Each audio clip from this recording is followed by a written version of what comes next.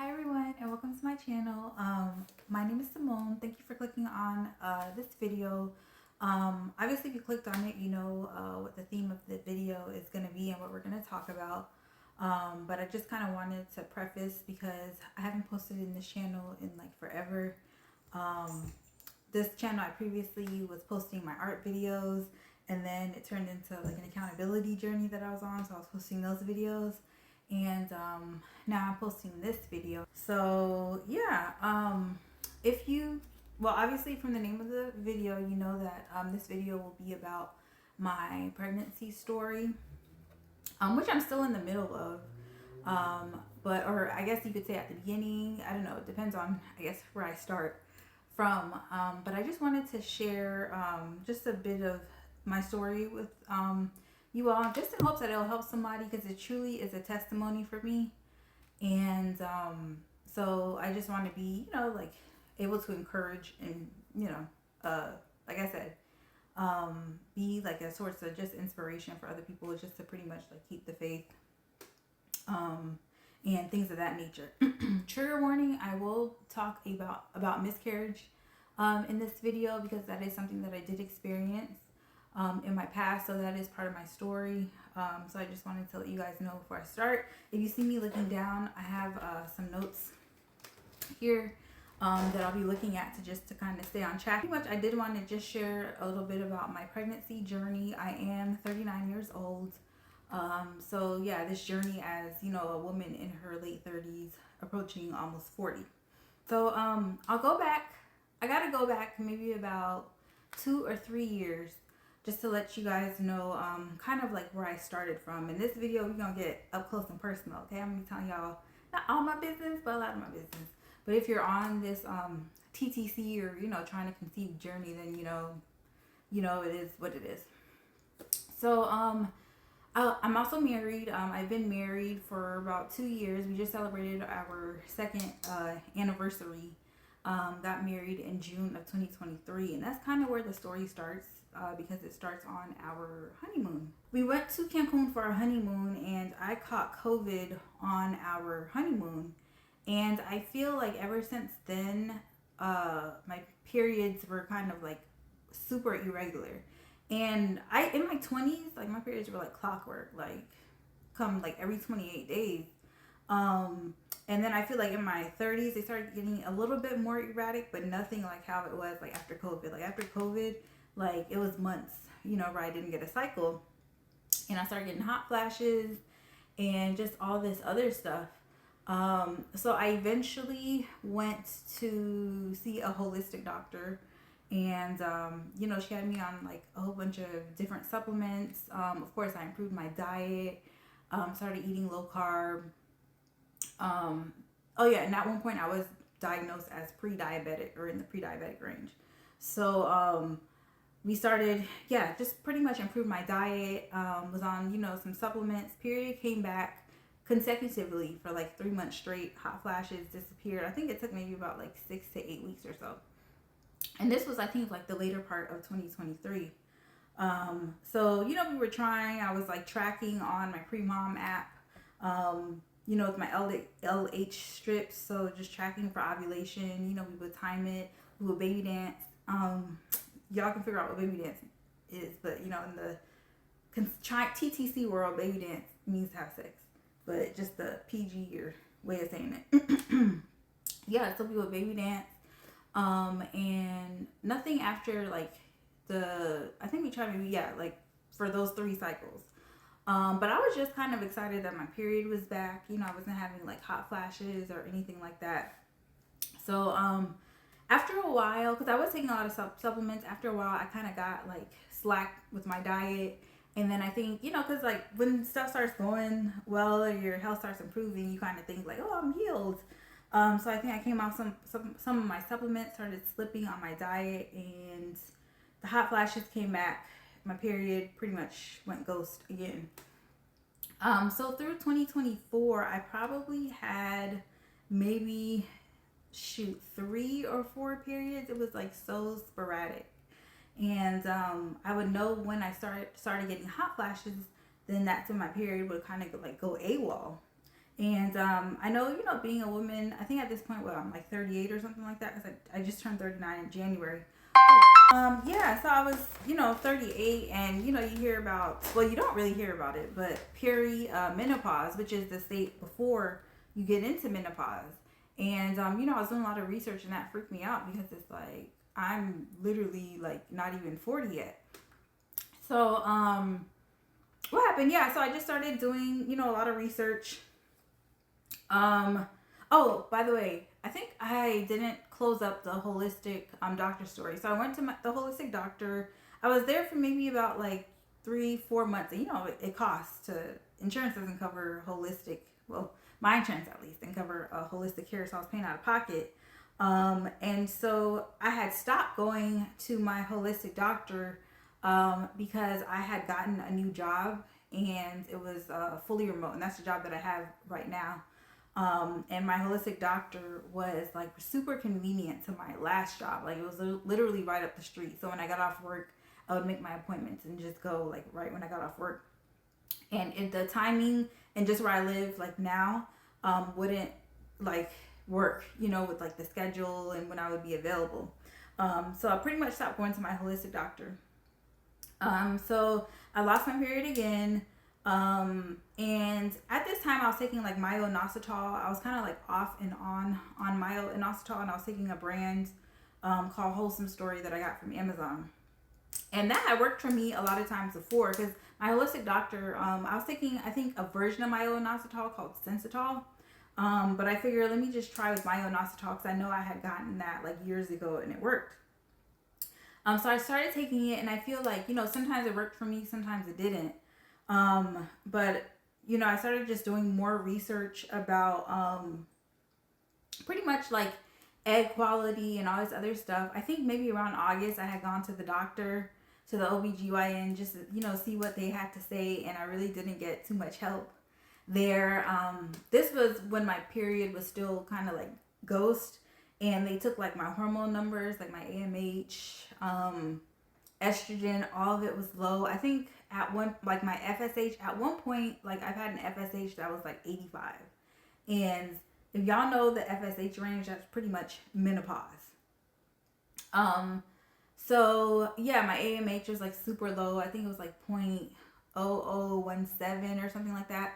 Like when my doctor saw my results, she was like, I remember like when she came in, after, I think I came in for like a follow-up appointment after she got my results, and she was like, girl, you need to go to a fertility specialist now. Like, she was like, like your body's, she said something that I really kind of didn't appreciate. Like, she was really cool, but she said something like, your body's, like failing you or letting you down. And I just, in my heart, I rebuked it. You know what I'm saying? Because my body is not failing me. Like, because I know, like, when I actually did get my period back and I drew my numbers were in, like, the range that they were supposed to. Not necessarily my AMH, but like my estrogen and stuff like that. So, at the time I was reading a book called It Starts with the Egg. And I think I had told her about it, and I don't think she had ever heard of the book, but, I was pretty much telling her, I'm reading the book. I remember I went in, got an ultrasound on my ovaries because we were trying to confirm whether or not I had PCOS. Because my holistic doctor thought that, I might be someone with PCOS because of, like insulin resistance, being in pre-diabetic range, irregular periods, stuff like that. Like, a lot of my stuff kind of foot the bill. Like, and I know PCOS, like, one of the symptoms could be like, like hair and stuff like that, excessive hair growth, which I didn't have.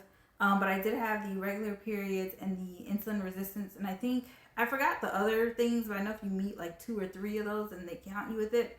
But yeah, so they did a ultrasound, checked my ovaries. She didn't see any, they call it like a pearl of strings, or I guess you'll have like cysts on your ovaries if you do have PCOS. She didn't see that. So she kind of ruled me out as having PCOS. But in my research, y'all, I'm not a doctor, but I feel like I've gotten my doctorate degree from Google.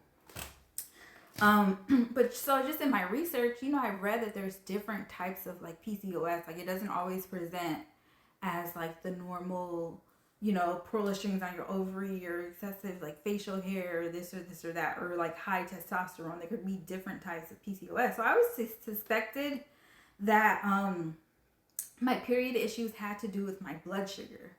and just like insulin resistance. And even, after getting COVID, I was doing research and I found that like a lot of women's menstrual cycles were like disrupted after they got COVID.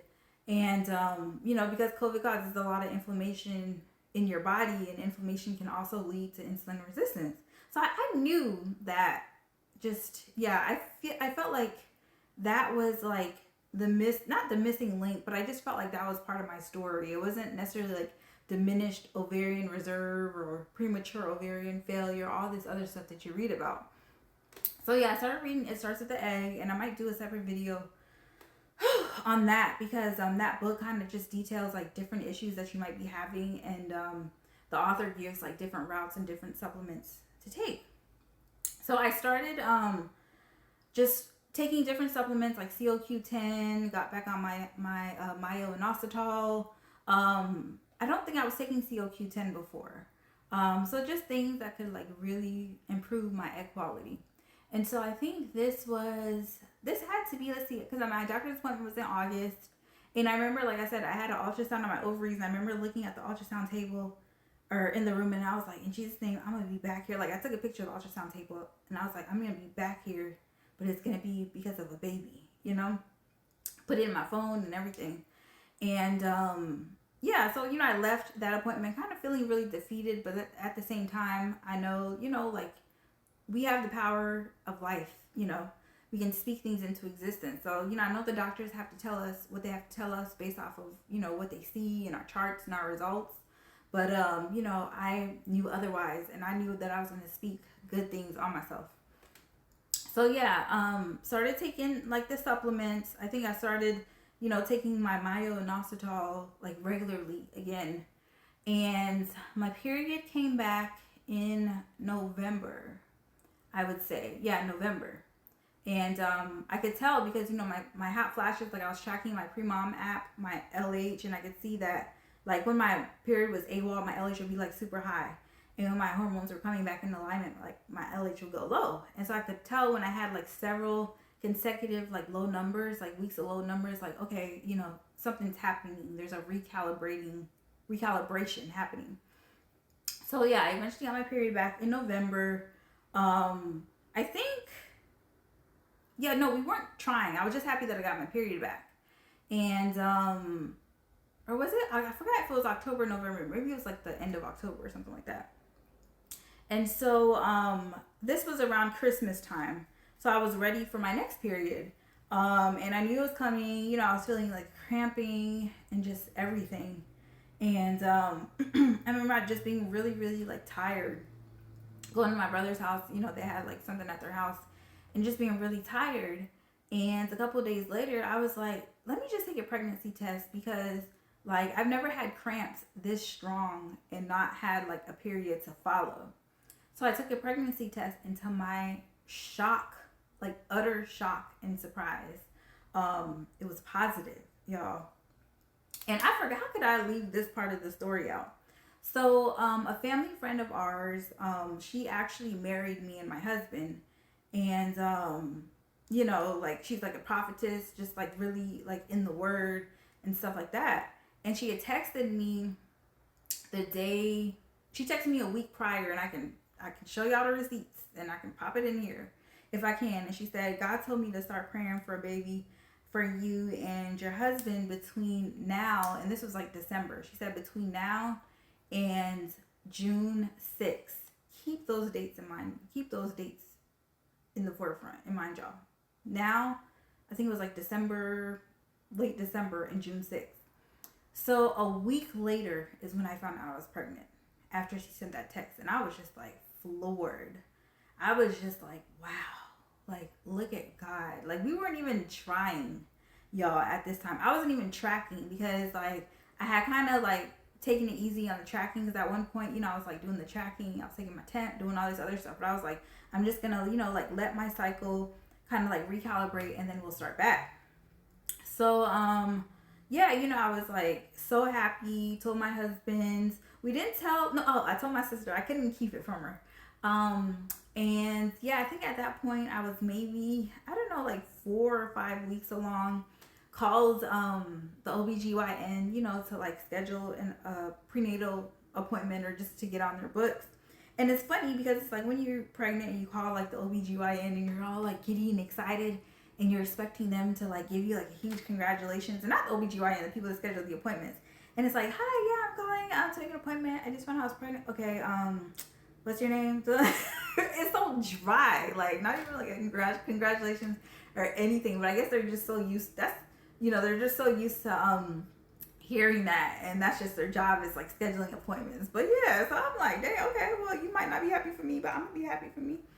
But yeah, so I scheduled my appointment. I think it was for like 6 or 7 weeks. And I had no idea that they scheduled prenatal. I don't know is it prenatal? Because I would think you're already pregnant, so or just I don't know what they call it. First intake, pregnancy intake appointment, whatever. Sorry, y'all, I'm talking like really fast. But so they scheduled it. But I was like, dang, I don't want to wait like that long, before I go in. And I thought like they'd be like, oh, what? You pregnant? Girl, come in now. Let's check you. I thought that's how it goes when you're pregnant and you call the OBGYN. I thought they like, you need to be in here now. But they're like, no, we're going to get you on the schedule for 7 weeks. So yeah, that was a huge shock or surprise for me. But so I was doing my research, like getting on all these pregnancy apps and stuff like that. And I found that there are pregnancy spas that you can go to like get private ultrasounds. Now your insurance won't cover it. You pay out of pocket, but you don't have to wait to go like to the doctor, and they do like like really like specialty ultrasounds with pictures and stuff like that. Hold on one second, y'all. So yeah. So there's this place, I'm in Atlanta by the way. So there's this place that I found called Little Belly's Ultrasound in Sandy Springs. So we scheduled an appointment for me. I think this was it was December 30th, yeah. And I found out I was pregnant December 17th. So I think the earliest that you can go in is like 6 weeks or something like that. And I figured that I was like, would be at 6 weeks at that appointment.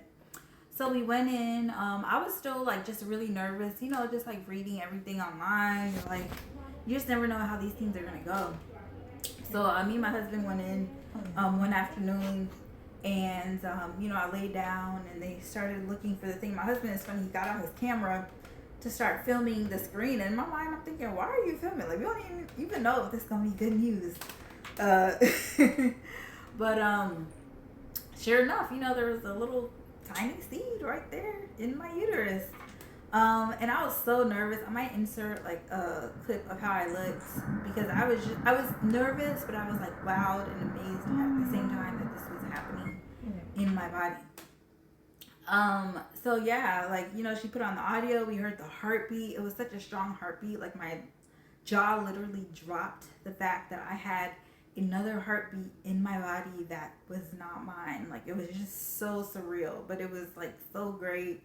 And it was probably one of like the happiest moments of like my life, both of ours. Like my husband was just cheesing, like everything. So, we left there with our ultrasound pics. And it's like, okay, now it really confirms like, dang, I'm like actually really pregnant. So, and at that point, my boobs were really, really like sore. I was nauseous. So it's like, I knew that I was pregnant, but it's like actually seeing it and confirming like a fetus in your, or like at this point, I don't know if it's, I know it's different stages on what it's called, but I think it was a fetus at that point, and the yolk sac and everything. Like seeing that was just amazing. And it definitely will be an experience that I will always cherish. So yeah, I think she said I was actually 6 weeks and 6 days. So, we were just super excited, giddy. I think it was maybe about a week or two later that I had my actual OBGYN appointment, which was January 14th. So I was so excited about that appointment. I was like, dang, okay, now it's like official. Like this one actually go to see the doctor, like the OBGYN for my first like pregnancy appointment. So we go in, and it's funny because it's like I experienced this, but I've talked about it before, but I guess just recounting like the happiness, and now about to recount like just something that was just kind of very devastating. It's kind of just sad to think about. But yeah, we went in. I sat on the chair, my husband, we couldn't film in there. But yeah, I like sat on the chair. They used the transvaginal ultrasound because at the other place they used like the one on your belly. So she put in the thing, the wands, and I remember my husband saying, "Wow," because it was like such a like up close and clear picture of like the baby. And I can remember just like looking with like happiness up at the screen, and then the lady that did it, she was like, "Oh, I'm sorry, I don't hear a heartbeat," and she was so like kind when she said it and like so empathetic. And it's like she really, I don't know, just I will always remember those words and the expression on her face. Like it's like she was really really like hurt for us. And I remember just kind of being in like a little bit of shock. I was like, huh? Because that was the last thing that I expected. Because I had read that, you know, like when you actually have a heartbeat, then that's like, you know, there's like a small, like that's a sign that like, okay, this pregnancy is like really going to progress. Like it's viable. Like there's a heartbeat. But yeah, she said, you know, she didn't hear a heartbeat. She looked, you know, a little bit more, still couldn't find one. So she had me get back dressed. And she said the doctor would come in. So, yeah, you know, it was just sad. You know, I was like praying, but I was like, some in my spirit, I was like, you know, I was like kind of speaking in, you know, like tongues. And I was like, you know what? God is still here. He's still with us. Like, I don't know what's happening right now, but I know something good is going to come out of this, you know, and that's just what I was doing. But it was like they took us in another room to wait for the doctor because at first they had put us outside. And so you see just people walking back and forth. Me and my husband were holding hands. So it's like, you know, you're here like with devastating news, just trying to keep it together. And the nurses, or the doctor's assistant, she was so sweet. She took us in like a private room and, you know, we like held each other and kind of like cried. And it was a really, really like sad moment. And then the doctor came in and pretty much, you know, was telling us what our options are as far as how we wanted to proceed. And we were telling her like we literally just heard a heartbeat, like literally, like I have a video of it. And so we ended up scheduling another visit for a week later to just reconfirm, you know, that there was no heartbeat, because the different options that she gave was you could try and let, I guess, the baby, I forgot, did she say let the baby pass naturally? No, I don't think it's that, because in this case it's called a miscarriage, right? So that means your body has not recognized that the fetus is no longer alive. Like you're still having all the normal pregnancy symptoms, everything. Like I had no spotting, nothing that would have let me know that something was wrong. Yeah, she gave the option, I think, of taking like a medicine. I think it's something like a pill or something that you put up there, and it causes like contractions, and for you to like expel the fetus, or like a D&C.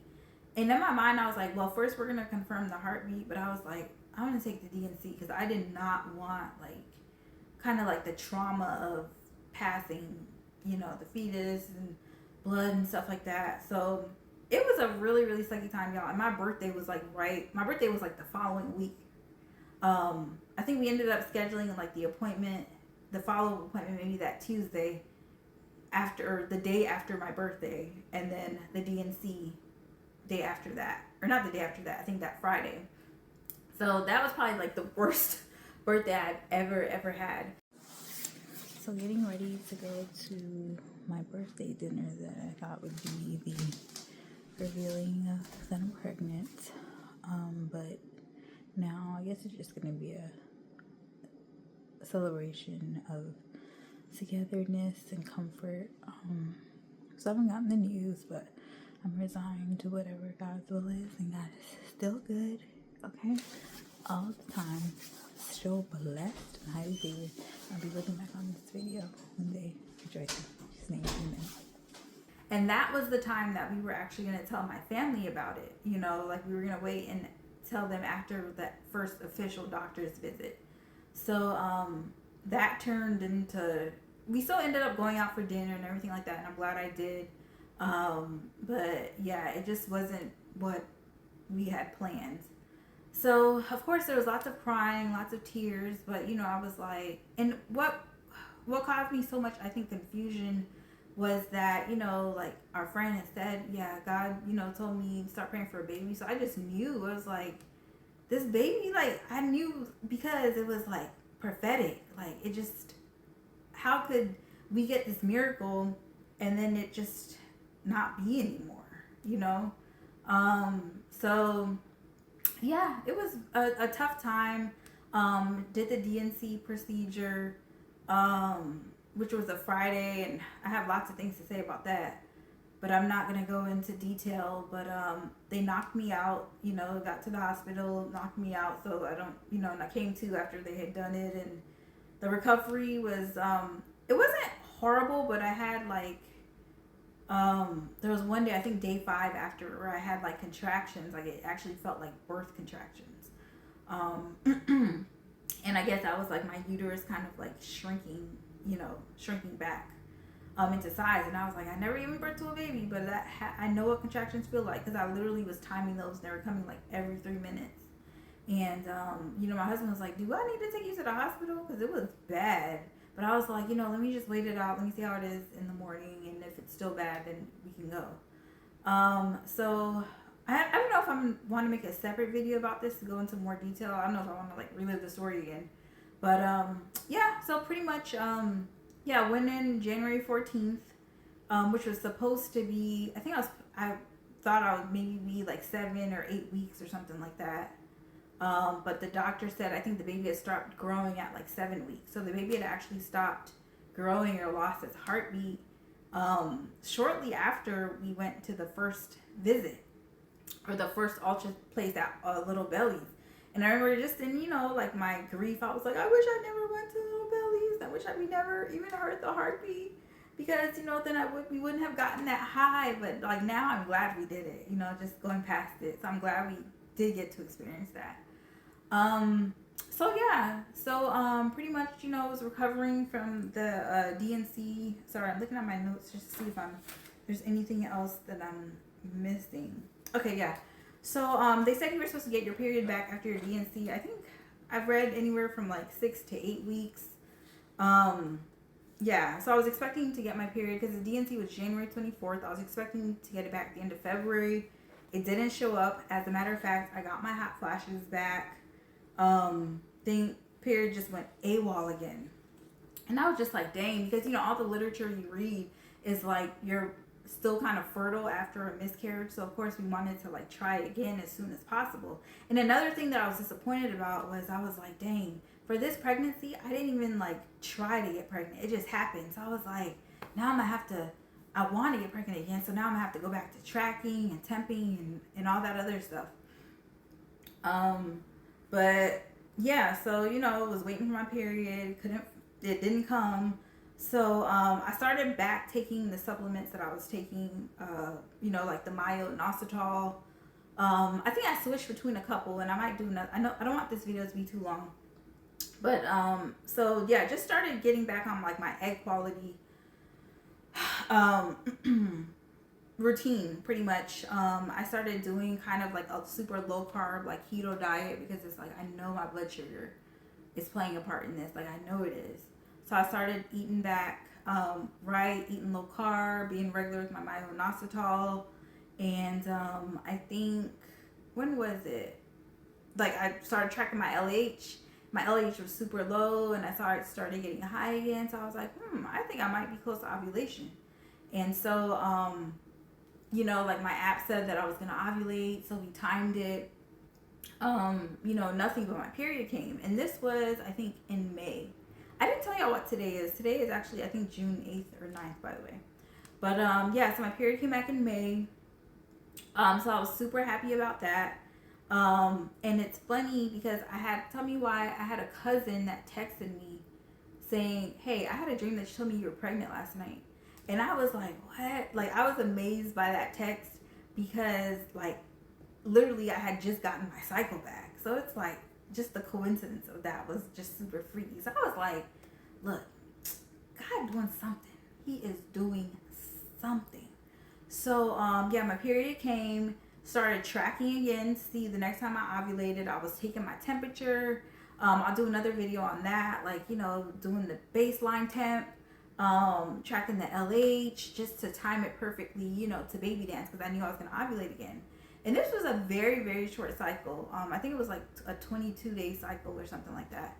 So I ovulated again on May 24th. We baby danced. I took my temperature the next day. It spiked, so I knew that I ovulated. And I had ovulation pain, y'all. And this was the first time I had ovulation pain in forever. Like, I used to have ovulation pain in, like, my 20s when my period was clockwork. So I was like, oh, Lord, I know I'm ovulating. I was having the EWCM, which is the egg white cervical mucus, which is, like, the fertile mucus that your body, like, discharges when during your fertile time. And so, I was like, just like praying. I just knew something good was about to happen. And so, and funny enough, I was putting stuff in ChatGPT too. I know it sounds silly, but I was putting just like my symptoms, and I was kind of seeing like what it was saying. And so tracking. And I was like, okay, I'm going to take a pregnancy test at like 12 or 14 DPO, which is 14 days past ovulation. And that's when you find out that you're, if you're pregnant or not. So I was like, I'm going to wait, because like the last time we baby danced, and I was like taking pregnancy tests every day. And I was like, I don't want to get into that like anxious kind of habit or cycle. So I was still tracking my LH. It went back super low, y'all. And I remember the first time I got pregnant, I think I had tracked my LH maybe like once or twice that cycle. And it was very, very low, like 11 or something like that. So when I saw my LH get low, I was like, I wonder if I could possibly like be pregnant. Because the last time I saw a super low LH like this was when I got a positive pregnancy test.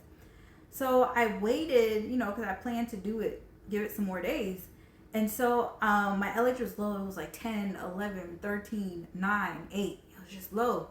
One day I took my, tracked it, and you track your LH, through your urine.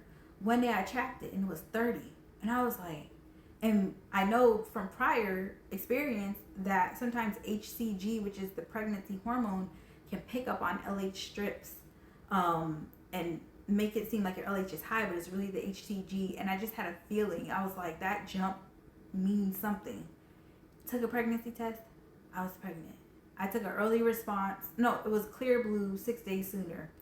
And I saw that little faint line on there. Y'all, I was like, no, it was so surreal. Like another, and I'm still like, I'm not even that far removed. This just happened today. What did I say? Today is June 8th or 9th. I just found out I was pregnant June 2nd. So I'm like, I've only known that I was pregnant for almost like a week or something, less than.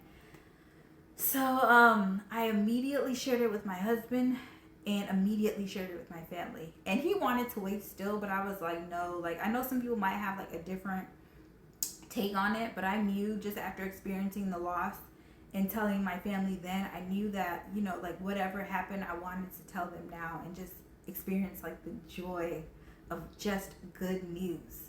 Not good news accompanied by bad news. Because I remember when I was calling people and telling them what happened, and at first they got excited because they thought I was, and I was like, no, I was, but not anymore.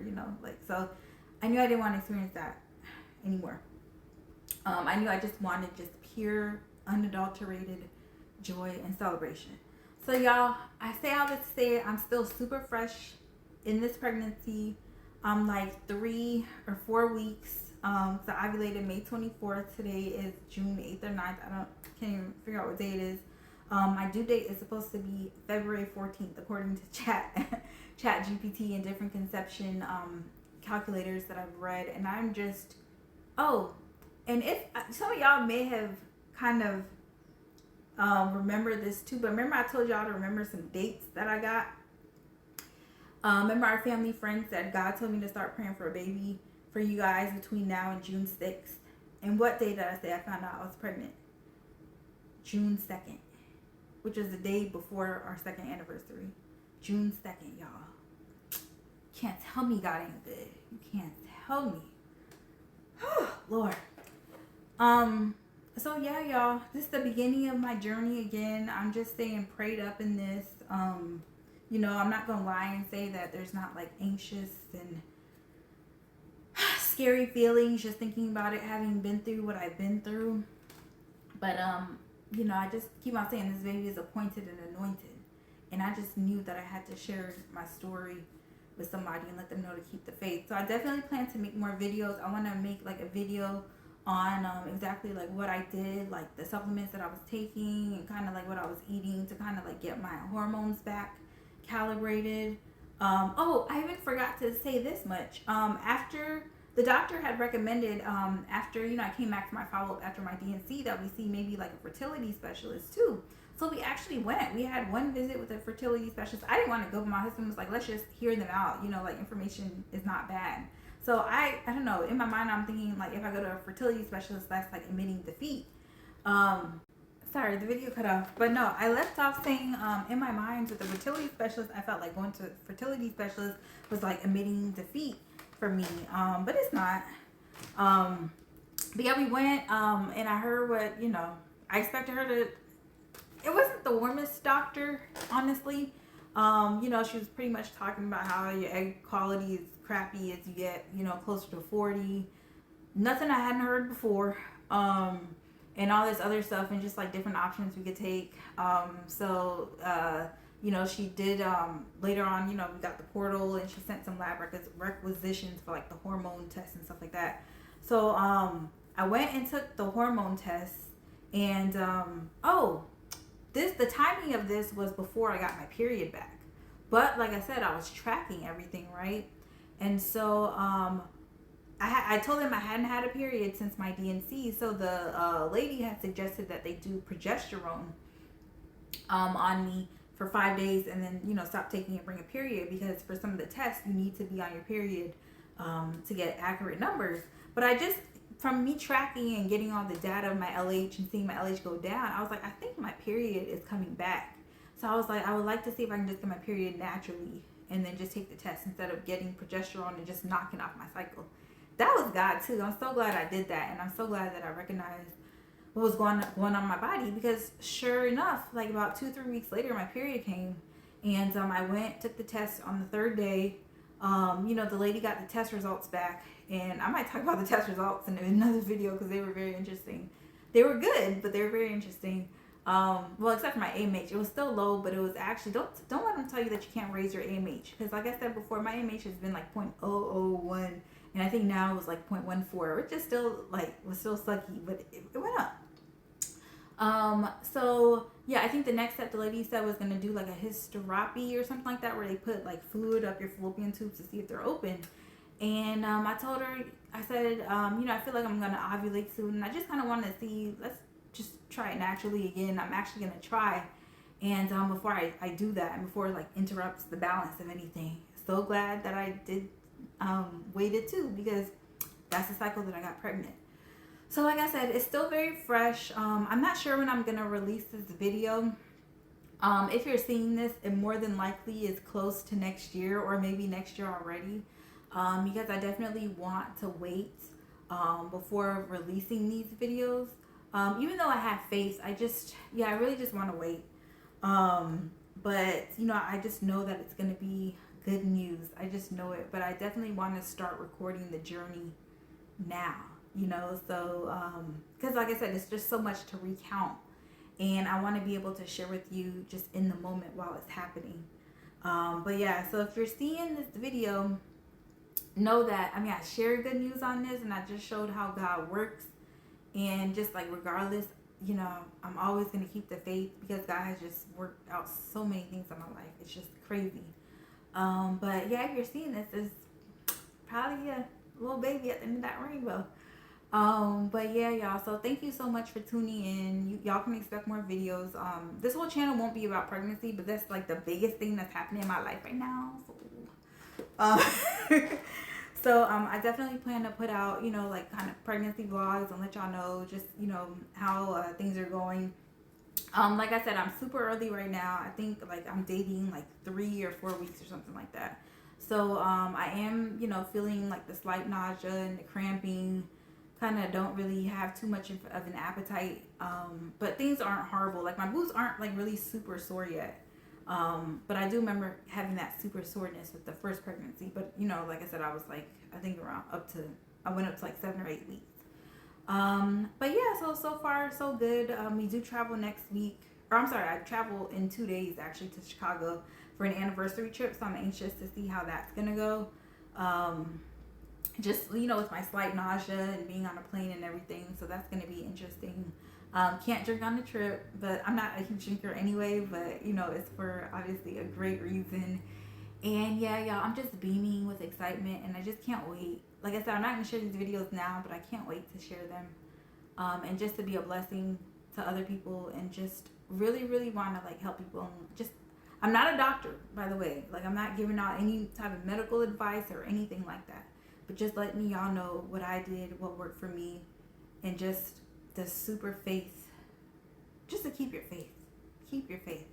I know things are hard. Everybody's story is different. Everybody has their own tale to tell, their own path to walk. But, we gotta accept God's will for us. But at the same time, be hopeful. Ask Him and be patient. So that's how I'm gonna end off this video. Like I said, I'm gonna put out different videos, and yeah, I will catch y'all in the next. Peace, y'all. I was rewatching back the video and I forgot I left out this part. So the doctor also let us know when she was giving us our options as to how we wanted to end the pregnancy, well, not end the pregnancy, how we wanted to remove the pregnancy when we found that there was no heartbeat. She said that one of the options when she did give us a DNC was she said that doing a DNC does give you the option to have genetic testing on the fetus, so you can kind of figure out what may have been the cause for it to lose its heartbeat. And so that was another reason why I elected to do the DNC, because I did want to know. There was something else I was going to say. I just remembered it, but then I forgot again. But anyways, yeah. So after we did the DNC, they did send the it's in your chart. They call it pregnancy map. What do they call it? It's just such an interesting name that they call things like this in your chart. Pregnancy matter or materials of conception or something like that. So they sent the materials of conception off to a lab for genetic testing, and they did find out that the miscarriage was due to a chromosomal abnormality, which is what the doctor had shared with us prior, that that's the cause of a lot of miscarriages.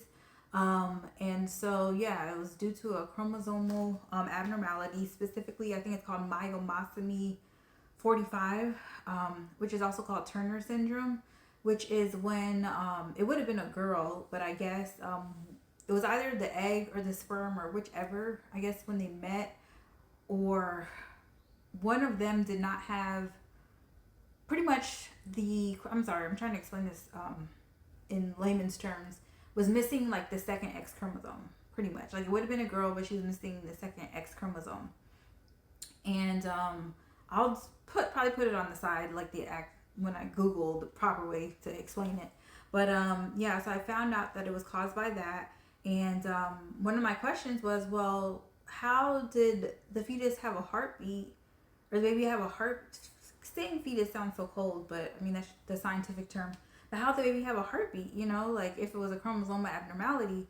And apparently Turner syndrome is one of the genetic disorders that is compatible with life, because there are actual babies that are born to term with Turner syndrome, but they can be born with like different like defects and stuff like that. Like they might have trouble. I think their lives are shortened, or they might have trouble, with the reproductive organs, just different things.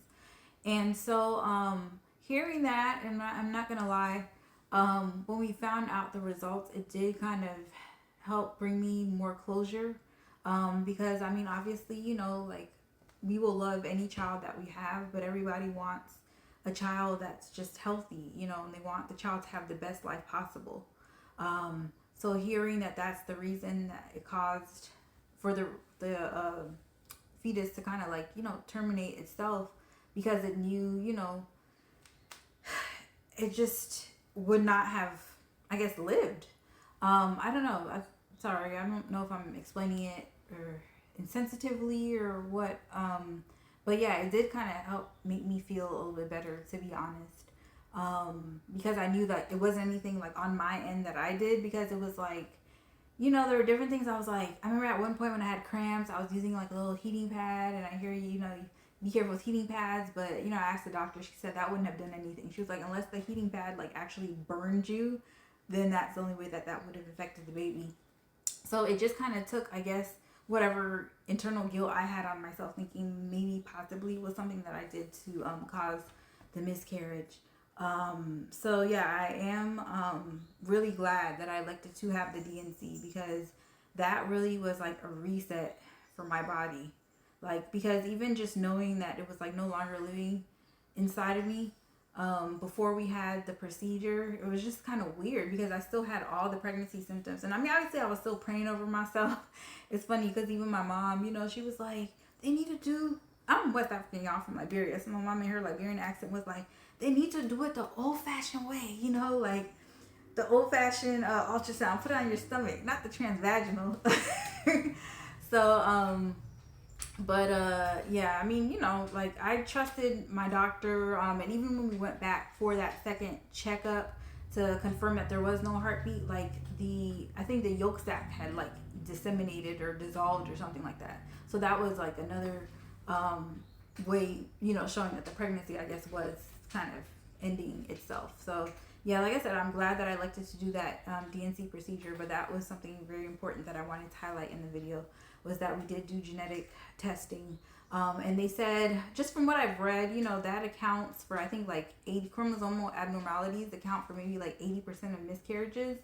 And I hear that can happen in like young and old, in older women.